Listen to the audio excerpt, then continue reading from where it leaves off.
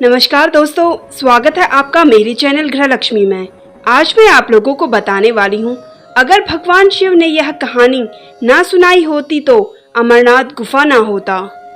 माँ पार्वती ने भगवान शिव से एक सवाल पूछा, जिसके बाद भोलेनाथ ने एक कहानी सुनाई और अमर हो गया कबूतर का जोड़ा। अमरनाथ धाम हिंदू श्रद्धालुओं के लिए बहुत ही महत्वपूर्ण रखता है। जम्मू कश्मीर की वादियों में स्थित अमरनाथ धाम जाने के लिए भगवान शिव के भक्त साल भर इंतजार करते हैं। चार धाम की तरह भक्तगण इस पूजनीय यात्रा को जीवन में एक बार करने की इच्छा अवश्य रखते हैं।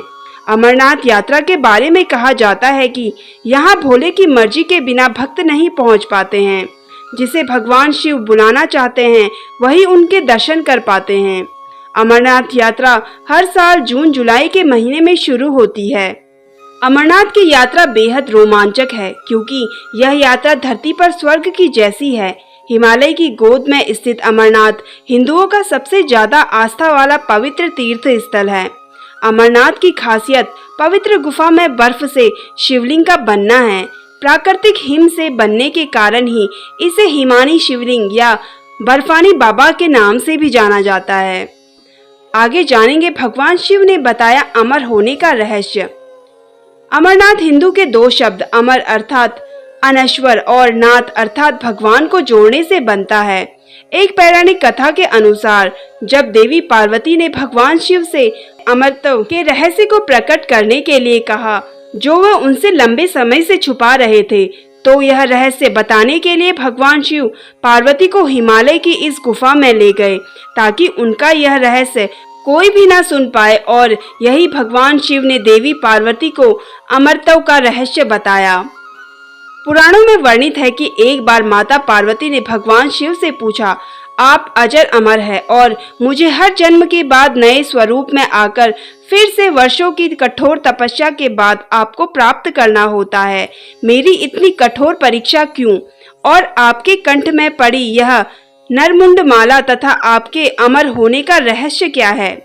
भगवान शिव ने माता पार्वती से एकांत और गुप्त स्थान पर अमर कथा सुनने को कहा, जिससे कि अमर कथा कोई अन्य जीव ना सुन पाए, क्योंकि जो कोई भी इस अमर कथा को सुन लेता है वह अमर हो जाता है।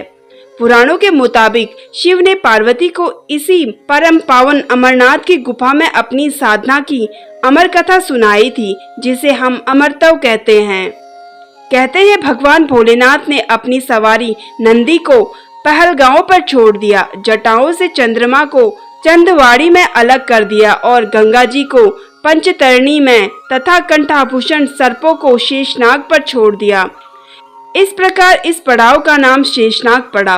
अगला पड़ाव गणेश पड़ता है। इस स्थान पर बाबा ने अपने पुत्र गणेश को भी छोड़ दिया था, जिसको महागुना का पर्वत भी कहा जाता है।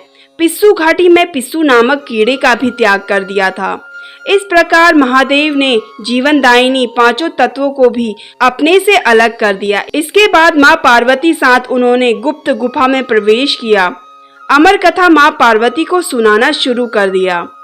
कथा सुनते सुनते देवी पार्वती को नींद आ गई और वह सो गई, जिसका शिवजी को पता नहीं चला।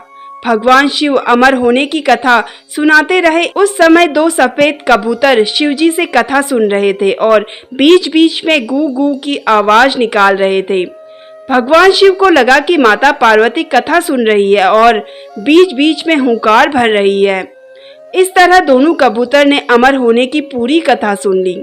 कथा समाप्त होने पर भगवान शिव का ध्यान पार्वती की ओर गया, जो सो रही थी। जब महादेव की दृष्टि कबूतर पर पड़ी तो वे क्रोधित हो गए और उन्हें मारने के लिए आगे बढ़े। इस पर कबूतरों ने भगवान शिव से कहा, हे प्रभु, हमने आपसे अमर होने की कथा सुनी है। यदि आप हमें मार देंगे तो अमर होने की यह कथा झूठी हो जाएगी। इस पर भगवान शिव ने कबूतरों को जीवित छोड़ दिया और उन्हें आशीर्वाद दिया कि तुम सदैव इस स्थान पर शिव पार्वती के प्रतीक चिन्ह के रूप में निवास करोगे। अतः यह कबूतर का जोड़ा अजर अमर हो गया। ऐसा कहते हैं कि आज भी इन दोनों कबूतरों के दर्शन भक्तों को यहाँ प्राप्त होते हैं और इस तरह से यहाँ गुफा अमर कथा की साक्षी हो गई और इसका नाम अमरनाथ गुफा के नाम से प्रसिद्ध हो गया।